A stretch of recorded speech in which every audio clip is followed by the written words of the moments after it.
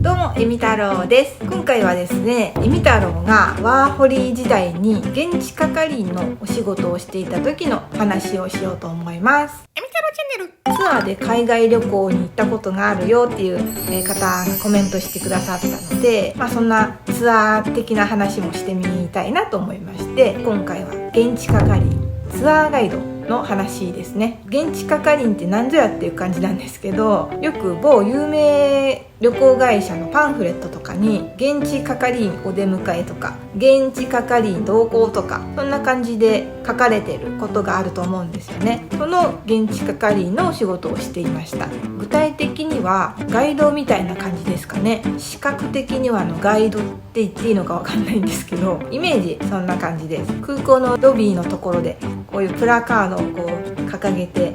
お出迎えしている人、よくテレビとかでやってたりすると思うんですけど、あんな感じで働いてました。主な仕事内容は空港からホテルまでの送迎とか、ホテル着いてチェックインのお手伝いとか、滞在中にオプショナルツアーとか組んでる方はその集合時間とか場所とかを、地図を見ながら案内したり、オプショナルツアー組んでない人には滞在中に楽しめるようにツアーを案内したりとかしていました。あとシドニーだったのでオペラハウスまで観光案内したり、ちょっとした夜の花火とかのイベントがある時はガイドみたいな感じで案内してました。あとは帰国の時、ホテルから空港までの案内とか、国際線なら出国ゲートの手前までお見送りして、シドニーでは国内線の搭乗口まで行くことができるので、搭乗口まで飛行機乗るまでお見送りしたりしてました。ざっくりと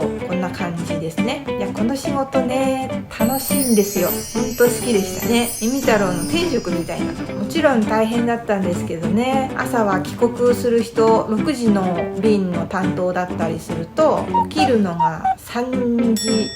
50分とか4時前ですね。で30分でこうやってお支度してお客さんと落ち合うホテルまで歩いて向かいます。でホテルでお客さんと落ち合って6時の便に乗ってお見送りします。あと飛行機がいきなり欠航してしまうこともあるんですけど、その時は航空会社が手配したホテルにお客さんを案内して、でチェックインのお手伝いとか翌日のお迎えの話とか、そういうのをしてからお家に帰ると10時過ぎとかになったり、それでまたね、次の日朝早かったらちょっと辛いなっていう感じですね。またどんな感じで働いていたか掘り下げてお話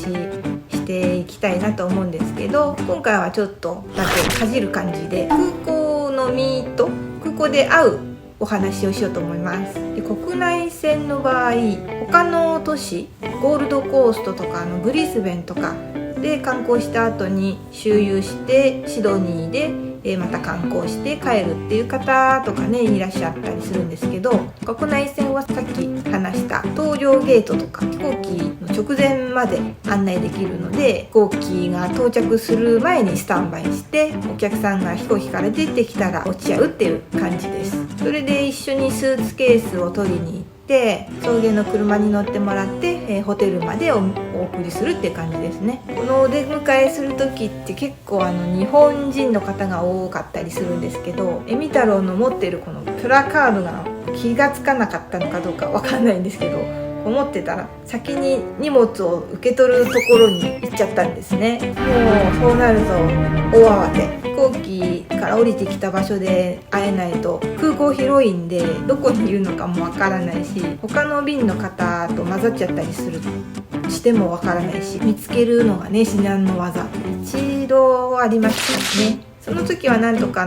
荷物を受け取るところで落ち合うことができたのでよかったんですけど、携帯電話とかも海外だと繋がらないし、お客さんからね連絡待つしか離れちゃったらないので、お客さん路頭に迷わせるのもかわいそうだし、あと大人の事情でそこで落ち合えないといけないっていうのも6割8割